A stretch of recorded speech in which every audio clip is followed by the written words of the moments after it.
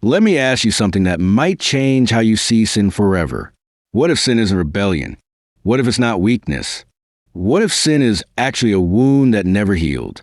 Most of us were taught that sin is something to punish, shame, or suppress. But what if sin is the symptom, not the disease? We're going to talk about how sin forms, why it repeats, and how real healing actually happens. Sin often shows up as behaviors we don't like about ourselves. Anger, lust, lying, addiction, avoidance, control.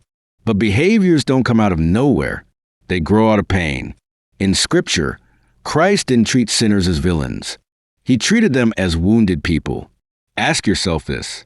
What pain would someone have to be in to act this way? Wounded people don't wake up wanting to destroy their lives. They wake up trying to survive their pain. Have you ever wondered why you promise yourself you'll never do it again? And then you do? It's because unhealed wounds keep asking for relief. Your brain doesn't care if a coping strategy is healthy. It only cares if it works fast. Sin becomes a painkiller. So when we only focus on stopping behavior without healing the wound, we create cycles of shame.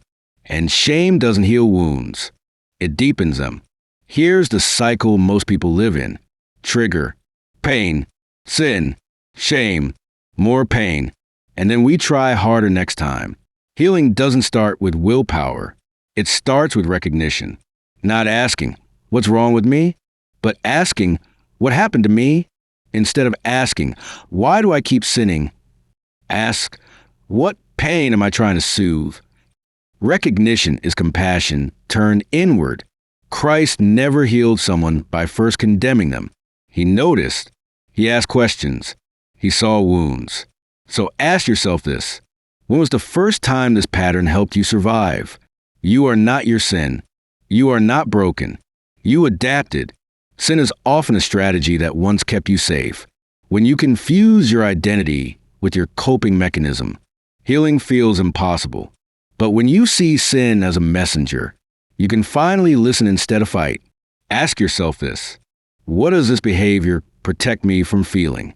Unhealed wounds exist because emotions were never safe to feel. Grief postponed becomes addiction. Fear unspoken becomes control. Loneliness ignored becomes lust. Healing means allowing yourself to feel, without numbing, judging, or escaping. This is where Christ meets us, not after we're perfect, but right inside the pain. So ask yourself, what emotion have I been avoiding my whole life?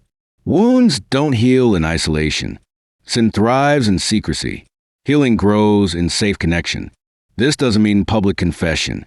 It means honest presence with God, with yourself, and with safe people. Truth spoken with compassion rewires shame. And slowly, the behavior loses its power. Because the wound is no longer bleeding. Sin isn't the enemy. Unhealed wounds are. When you heal the wound, the sin no longer has a job. Christ doesn't just forgive sin. He heals the source. So instead of asking, how do I stop sinning? Ask, how do I heal? If this reframed how you see sin and healing, like this video, and follow this channel for more conversations that go deeper than surface level answers. Comment below what topic you want to hear about next. Faith, healing, relationships, shame, trauma, or spiritual growth. Your questions shape what we talk about here.